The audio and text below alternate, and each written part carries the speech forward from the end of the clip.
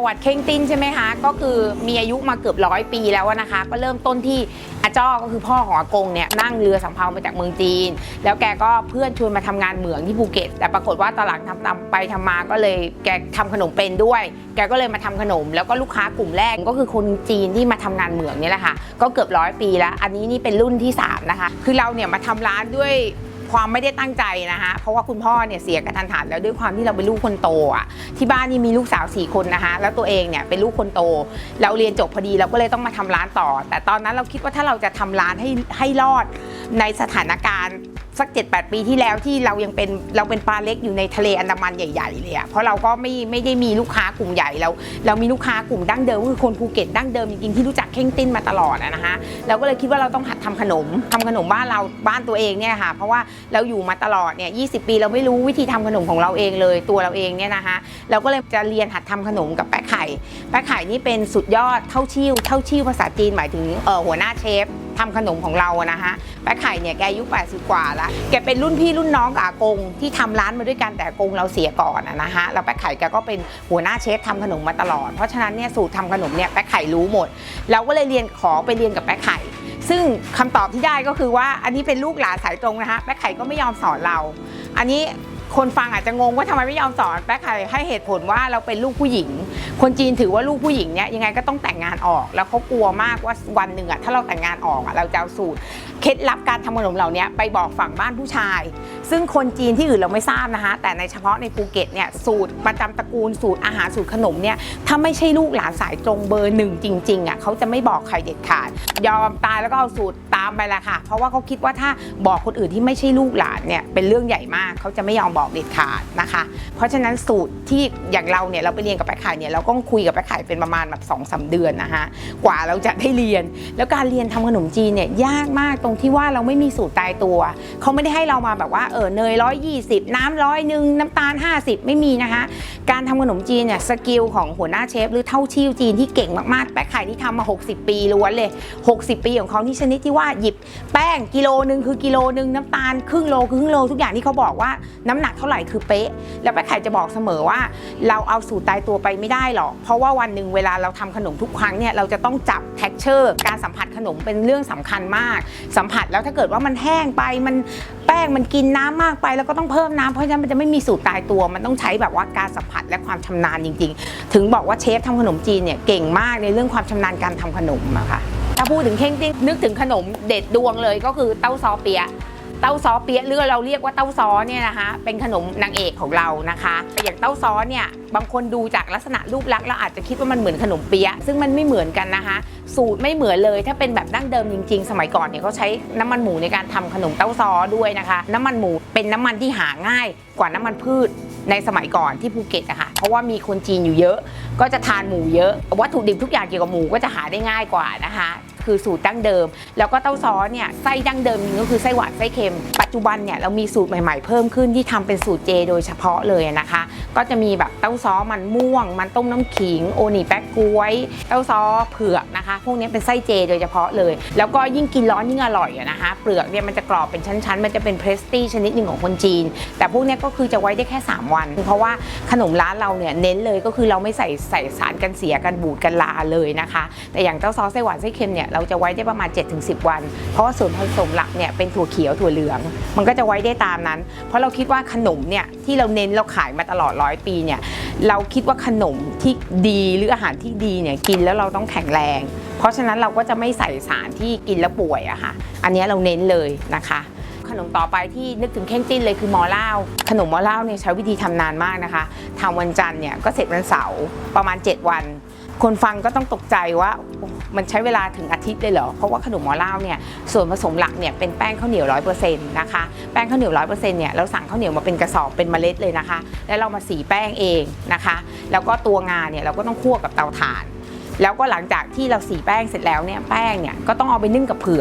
ผือกคนภูเก็ตเรียกว่าหัวบอลแต่เผือกเนี่ยจะมีสารในตัวเผือกชนิดหนึ่งที่ทำให้ขนมเนี่ยพองฟูโดยธรรมชาติเพราะว่ามอล่าวเนี่ยเราไม่ได้ใส่ผงฟูหรืออะไรทั้งสิ้นนะคะพอเราไปอบเนี่ยมันจะพองขึ้นมาเพราะว่าเรามีส่วนผสมของเผือกมีคนสงสัยเยอะมากว่าเอาตกลงเป็นเผือกเป็นไส้ข้างในเหรอคะไม่ใช่นะคะเผือกเนี่ยเราจะบดผสมกับแป้งข้าวเหนียวแล้วเราจะไปนึ่ง เป็น1วันกับ1คืนนะคะนึ่งจนกระทั่งแป้งมันได้ที่แล้วเราถึงจะเอาไปตากแดดอีก3วันนะคะให้มันแห้งสนิทแล้วเราถึงจะเอาไปอบในวันสุดท้ายแล้วก็ไปเคลือบกับงากว่าจะได้เป็นขนมมอลล่าที่เราทานนะคะแล้วก็ขนมต่อไปที่เด่นชัดมากนะคะถ้าเป็นเข่งติ้นหรือเป็นขนมภูเก็ตเนี่ยคือขนมพังเปี้ยขนมพังเปี้ยเนี่ยจริงๆแล้วเนี่ยตอนนี้เราเพิ่มชื่อเข้าไปด้วยว่าเราเขียนว่าขนมแด่มารดาคนภูเก็ตเนี่ยจะนิยมซื้อไปให้คุณแม่ที่เพิ่งคลอดน้องคือเพิ่งคลอดน้องอาจจะซื้อพังเปี้ยไปชุบไข่แล้วก็ใส่ขิงทอดกับน้ำมันงาแล้วทานแล้วคุณแม่ก็จะบำรุงน้ำนมหลังคลอดเพื่อให้คนที่อื่นอ่ะเข้าใจวัฒนธรรมการกินของภูเก็ตเพราะว่าขนมพังเปี้ยเนี่ยเป็นขนมของหวานนะคะแต่สามารถทำเป็นของคาวได้หลายแบบมากเจาะรูตรงกลางแล้วใส่ไข่ไก่แล้วใส่น้ำมันงาแล้วอบให้สุกก็ทานได้ค่ะเพราะฉะนั้นพังเปี้ยเนี่ยจะเป็นขนมหนึ่งที่สะท้อนวัฒนธรรมความเป็นภูเก็ตชัดมากเพราะว่าคนภูเก็ตแบบฮกเกี้ยนเนี่ยจะเก่งเรื่องทำของหวานให้เป็นของคาวเสน่ห์ของเขาอีกอย่างนึงก็คือไส้ตัวไส้เนี่ยพังเปี้ยถ้าเป็นรสชาติดั้งเดิมจะต้องลูกใหญ่และไส้หวานนะคะตัวไส้หวานเนี่ยเราทำมาจากแบะแซก็คือลำข้าวหมักเราต้องสั่งลำข้าวมาหมักไว้ประมาณเดือน2 เดือนนะคะถึงขั้น2 เดือนเพราะเราต้องคิดงานล่วงหน้าหมดเลยพอมันหมักได้ที่แล้วมันก็จะเป็นแบบรสชาติมันจะหวานๆหอมๆแล้วคล้ายๆน้ำผึ้งแล้วถึงใช้ได้นะคะอันนี้คือลักษณะเฉพาะของขนมจีนที่ต้องใช้เวลาในการทำนะคะแล้วขนมต่อมานี่ก็คือก้องถึงนะคะก้องถึงเนี่ยถ้าเรียกเป็นภาษากรุงเทพก็คือตุ๊กตับก็คือถั่วทุบนั่นเองความเด่นชัดของขนมภูเก็ตอย่างหนึ่งคือชื่อที่มันเรียกแปลกเพราะว่าเราจะเรียกเป็นภาษาจีนทับศัพท์ที่เราเรียกกันมาตั้งแต่100 ปีที่แล้วนะคะวัตถุดิบเราเนี่ยจะใหม่มากแล้วเราก็คั่วถั่วกับทรายนะคะใช้เตาถ่านคั่วด้วยนะคะแล้วก็มันจะมีความหอมแล้วก็กรุบกรอบมากแล้วขนมต่อมาเนี่ยนะคะก็จะเป็นขนมบีพางเนี่ยถ้าแปลตรงตัวเป็นภาษาจีนก็คือข้าวเหนียวข้าวตากกับหอมเจียวพางคือหอมเจียวนะคะทีเนี้ยขนมเนี้ยจะมีส่วนผสมระหว่างหอมเจียวเนี่ยเยอะมากแล้วก็มีแบะแซเยอะนะคะรสชาติจริงๆของบีพางเนี่ยมันจะต้องเหนียวเพราะว่ามันใช้แบะแซเป็นส่วนผสมหลักกับตัวหอมเจียวแล้วมันต้องมีกลิ่นหอมเจียวแล้วมีหอมเจียวเยอะนะคะแต่ว่าปัจจุบันเนี่ยมีคนไปทำหลายแบบแล้วก็เกิดความเข้าใจผิดกันเยอะว่าบีพางเนี่ยคือมันจะต้องกรอบซึ่งจริงๆแล้วมันไม่กรอบนะคะเนี่ยแหละค่ะคือขนม5 ชนิดที่หลักๆในร้านเราอะนะคะแต่ว่าขนมดั้งเดิมเราเนี่ยมี30 กว่าชนิดนะคะแต่ว่าถ้าให้พูดคงพูดไปหมดเพราะมันมีขนมหลายอย่างมากนอกจากที่เราบอกไปแล้วว่าขนมภูเก็ตเนี่ยมันเป็นชื่อจีนทับศัพท์ที่เรียกมาตั้งแต่ขนมชื่อยังไงก็เป็นอย่างนั้นเลยอย่างเต้าซ้อพังเปี้ยก้องถึงมอล่านี่นะคะมันก็จะมีขนม 2-3 ชนิดที่มันสะท้อนถึงบุคลิกภาพของคนภูเก็ตชัดอย่างเช่นขนมเก๊ะลงเตี๋ยวนี่ทำจากแป้งข้าวเหนียวนะคะรสชาติก็จะคล้ายๆโมจินิดนึงมันก็จะนิ่มๆหวานๆนะคะแต่ว่าแต่เป็นคนภูเก็ตเรียกเนี่ยเรียกได้หลายชื่อมากแต่คนภูเก็ตนิยมเรียกขนมเนี้ยเรียกว่าไข่ตะแปะหรือว่าไข่คนเท่าอันนี้คนฟังก็ต้องสงสัยว่าทำไมมันเป็นไข่ตะแปะหรือไข่คนเท่าล่ะคะอันนี้เราก็เรียกตามลักษณะเพราะว่าขนมเนี้ยมันจะนิ่มๆย้วยๆคนภูเก็ตก็จะเรียกว่าขนมไข่ตะแปะหรือไข่คนเท่าเป็นความขี้เล่นของคนภูเก็ตอะที่แบบใส่เข้าไปเองแล้วเรียกลักษณะเฉพาะไปมีขนมอีกชนิดนึงนะคะเรียกว่าขนมปุ้ยควายคือปุ้ยควายเนี่ยก็ตรงตามตัวแหละค่ะอย่าถามความหมายเราแต่เราเพิ่มชื่อภาษาไทยไปว่าขนมหัวใจหน้างาด้วยแล้วกันแต่ว่าอันนี้ก็เป็นลักษณะคือเขารู้สึกว่าเฮ้ยมันเหมือนอ่ะเขาก็เรียกขนมปุ้ยควายหรือไม่อย่างขนมเกลียวของคนกรุงเทพนี่นะคะเกลียวเป็นกรอบเค็มเนี่ยเราไม่เรียกขนมเกลียวนะคะของเราเรียกว่าเชือกควายค่ะอันนี้สะท้อนถึงความเป็นคนภูเก็ตชัดมากเพราะมีคนถามเยอะมากว่าพี่ทำไมเรียกชื่อนี้ล่ะคะเราบอกก็เขาเรียกมาตั้งแต่โบราณนะคะพี่ก็เรียกตามเขาอันนี้เราเลยรู้สึกว่าเฮ้ยมันเป็นความขี้เล่นของคนภูเก็ตอะแล้วมีความน่าสนใจในชื่อขนมอะค่ะอย่างร้านเราเนี่ยฮะสโลแกนของร้านเราเนี่ยเราจะบอกว่าทุกชิ้นคำที่กินล้วนคือประวัติศาสตร์ภูเก็ตเมืองเก่าอันนี้เราย้ำเพราะว่าขนมที่เราทำมาเนี่ยมันเกี่ยวเนื่องกับวัฒนธรรมกับการกินอยู่ของคนภูเก็ตทั้งสิ้นนะคะอย่างเช่นยกตัวอย่างถ้าช่วงตรุษจีนเนี่ยเราจะมีขนมเตเหลียวเนี่ยนะคะถ้าเป็นภาคกลางคนแต้จิ๋วเรียกว่าขนมจันอับแต่จันอับของแต้จิ๋วมีแค่5 ชนิดแต่ถ้าเป็นของฮกเกี้ยนต้องมี9 ชนิดนะคะช่วงตรุษจีนเนี่ยจะเป็น9 ชนิดครบเลยนะคะจะเป็นขนมมงคลที่ใช้ไหว้เจ้าเพราะว่าคนจีนภูเก็ตเนี่ยนะคะส่วนใหญ่จะมีหน้าพระจีนทุกบ้านจะมีหน้าพระจีนหมดแล้วเตเหลียวเนี่ยเป็นขนมสำคัญที่ต้องใช้ไหว้คู่กับน้ำชาไม่มีผลไม้หรืออาหารอย่างอื่นก็ได้นะคะแต่ว่าจะต้องมีเตเหลียวไหว้คู่กับน้ำชาหน้าพระจีนเสมอช่วงตรุษจีนนะคะก็จะมีวันสั่งศีลก็คือวันส่งพระขึ้นสวรรค์ก็คือต้องไหว้เตเหลียวนะคะแล้วก็มีช่วงไหว้กับข้าวแล้วก็หลังจากนั้นเนี่ยนอกจากเตเหลียวแล้วก็มีขนมงอซิวนี่เป็นเหมือนเจดีย์หงส์สิงห์หล่อใช้น้ำตาลหล่อเป็นรูปเจดีย์นะคะมีสีแดงก็คือใช้ไหว้เจ้าช่วงเทศกาลไหว้เทวดาของเรานี่ก็คือหลังจากตรุษจีนทั่วไป1 อาทิตย์ เป็นพิธีกรรมเฉพาะของคนจีนฮกเกี้ยนที่มีชัดๆเลยก็จะมีที่ปีนังถ้าไปปีนังหรือไปมาเลนะคะบางเมืองที่คนจีนอยู่เยอะๆเนี่ยไหว้เทวดาก็จะมีเทศกาลเหมือนของเราเพราะว่าเราเป็นจีนฮกเกี้ยนเหมือนกันนะคะพอหลังจากไหว้งอสิวแล้วเนี่ยนะคะก็จะเป็นเทศกาลไหว้ขนมเต่าแดงขนมเต่าแดงเนี่ยบางคนก็ยังนึกภาพไม่ออกนะคะเต่าแดงคือใช้แป้งข้าวเหนียวทำแล้วเป็นเต่าลักษณะตัวใหญ่ๆตัวถ้าเป็นแบบเมตรคูณเมตรแล้วแต่ขนาดที่ลูกค้าจะสั่งแล้วก็ใส่ชื่อลูกค้าคำอวยพรอะไรอย่างเงี้ยนะคะขนมเต่าแดงเนี่ยก็คือทำเพื่อจะไปไหว้เจ้าในช่วงเทศกาลพ้อต่อ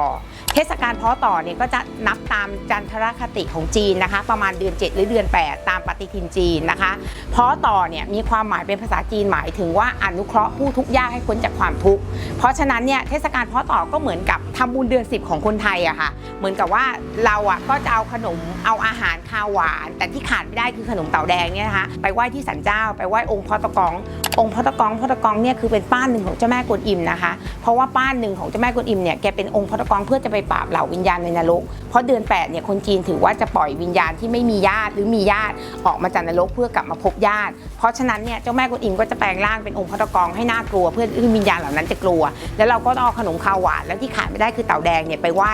ว้องค์พ่อตะกองนะคะเพราะฉะนั้นเนี่ยก็เหมือนกับทำบุญให้คนในชุมชนอะทั้งญาติและคนในชุมชนที่เสียไปแล้วที่ไม่มีญาตินะคะแล้วพอหลังจากขนมเต่าแดงเนี่ยก็เป็นขนมไหว้พระจันทร์เทศกาลไหว้พระจันทร์เนี่ยเราก็มีขนมไหว้พระจันทร์นะคะเพื่อไหว้เจ้าแต่จุดเด่นของขนมจีนแบบฮกเกี้ยนเนี่ยไหว้พระจันทร์ก็คือขนมตรงชิวเปี้ยขนมไหว้พระจันทร์ทั่วไปเนี่ยก็ที่เราเห็นทั่วไปก็คือจะเป็นของแบบแต้จิ๋วนะคะแต่ว่าถ้าเป็นของฮกเกี้ยนจริงๆเนี่ยเรียกว่าตรงชิวเปี้ยเป็นลูกแบนๆกลมๆขาวๆใหญ่ๆนะคะทำมาจากไส้จันอับหมักอันนั้นนะถ้าคนจีนทั่วไปเนี่ยเฉพาะถิ่นเนี่ยจะมีขนมไหว้พระจันทร์เฉพาะถิ่นแล้วฮกเกี้ยนเนี่ยถ้าเป็นขนมไหว้พระจันทร์จริงๆคือตรงชิวเปี้ยคือขนมฮกเกี้ยนเฉพาะของคนฮกเกี้ยนนะคะแต่ว่าเดี๋ยวนี้ถ้าเป็นภูเก็ตก็คือไหว้ทั้ง2อย่างเลยแต่ว่าตัวทงชิวเปี้ยเนี่ยปีนึงเราทำแค่หนเดียวแล้วก็ทั้งประเทศไทยก็ไม่มีที่อื่นนะคะมีเฉพาะที่เรานอกนั้นเราเห็นที่ปีนังกับสิงคโปร์ที่เป็นของดั้งเดิมนะคะแล้วก็มีที่ฝูเจี้ยนแค่นั้นเองที่เป็นแบบของดั้งเดิมนะคะจะมีขนมชนิดหนึ่งที่ใช้ในงานมั่นอันนี้สำคัญมากแต่มั่นของแต้จิ๋วเนี่ยก็จะใช้เป็นขนมเปี๊ยะใหญ่ซึ่งของเราไม่ใช้เราจะใช้เป็นก้องหยุ่นถึงเนี่ยจะเหมือนกับกะละแมคลุกงาแล้วก็มีไส้ถั่วอยู่ข้างในคือคนจีนฮกเกี้ยนเนี่ยถือว่าขนมที่ทำจากถั่วงาเนี่ยเป็นอุดมมงคลเพราะฉะนั้นขนมส่วนใหญ่ของจีนฮกเกี้ยนจะเป็นทำจากถั่วงาหมดแล้วตัวก้องหยุ่นถึงเนี่ยนะคะมันจะมีลักษณะเหนียวแน่นเหนียวหนึบคนก็จะใช้ห่อเวลางานมั่นต้องห่อเป็นขนมมั่นห่อกระดาษแดงไปตั้งในขันหมากงานมั่นแล้วพอมั่นเสร็จก็แจกให้บรรดาญาติทานเพราะคิดว่าคู่รักเนี่ยจะได้แบบใช้ชีวิตเหนียวหนึบและดีเหมือนตัวขนมนะคะอันนี้คือขนมที่ตามเทศกาลที่มันเกี่ยวเนื่องกับวัฒนธรรมการกินอยู่ของเรามาตลอดขนมภูเก็ตนะคะลักษณะเฉพาะตัวอีกอย่างหนึ่งก็คือว่ารสชาติหวานค่ะอันนี้ทางร้านเราปรับลดความหวานลงนิดนึงแล้วนะคะแต่ว่าดั้งเดิมจริงๆคือต้องหวานจริงๆขนมภูเก็ตรสชาติมันจะต้องเป็นอย่างนี้นะคะแต่ว่าคนภูเก็ตจริงๆเนี่ยจะทานขนมเหล่านี้กับน้ำชาเตะแล้วร้อนนะคะเขาจะไม่กินกับน้ำหวานหรือน้ำเย็นอะไรอย่างเงี้ยนะคะเขาจะกินกับน้ำชาเพราะฉะนั้นเนี่ยความขมของชาเนี่ยมันจะไปตัดความหวานของขนมเหล่านี้เฮ่งติ้นเนี่ยที่เราทำขนมมากว่า100 ปีเนี่ยคนภูเก็ตรู้จักเรามาตลอดเนี่ยเราก็ยืนหยัดในสิ่งที่เราทำมาตลอดก็คือว่า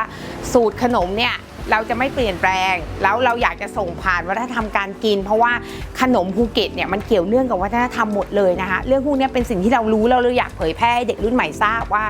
มันมีสิ่งที่เราควรภูมิใจในความเป็นภูเก็ตเตี้ยนของเราอะว่าเฮ้ยขนมพวกนี้ไม่ใช่แบบขนมกินแล้วจบนะมันมีวิถีชีวิตวัฒนธรรมการกินเพราะฉะนั้นเนี่ยความมีวัฒนธรรมความเป็นตัวตนของเราอะที่ผ่านบรรพบุรุษที่เราอพยพกันมากว่า100 ปีเนี่ยสิ่งเหล่านี้มันอยู่ในตัวเราแล้วขนมพวกนี้เราอยากจะส่งผ่านให้เด็กรุ่นใหม่ได้กินหรือได้ชิมด้วยรสชาติที่แท้จริงเราไม่อยากให้แบบวันหนึ่งมีคนมาบอกเราว่าขนมเต้าซ้อของเราอะอร่อยนะแต่มันหวานจังเลยทำไมเราไม่ปรับรสให้รสชาติเหมือนแบบคนกรุงเทพชอบกินไม่หวานมากซึ่งเราก็โอเคเรารับฟังไว้แต่ว่าเราไม่ปรับเปลี่ยนแปลงตัวตนของเราเพราะเราคิดว่าถ้าคุณจะมารู้จักตัวตนของเราคุณก็ต้องรู้จักตัวตนผ่านอาหารวัฒนธรรมขนมหรือกินอาหารของเราเพราะฉะนั้นคุณก็ต้องรู้จักเราก่อนถ้าคุณโอเคคุณไม่ชอบเราก็จะมีสูตรใหม่ๆให้คุณได้กินแต่ว่าความเป็นตัวตนของเราที่เรามีมาตลอดเราจะไม่เปลี่ยนแปลง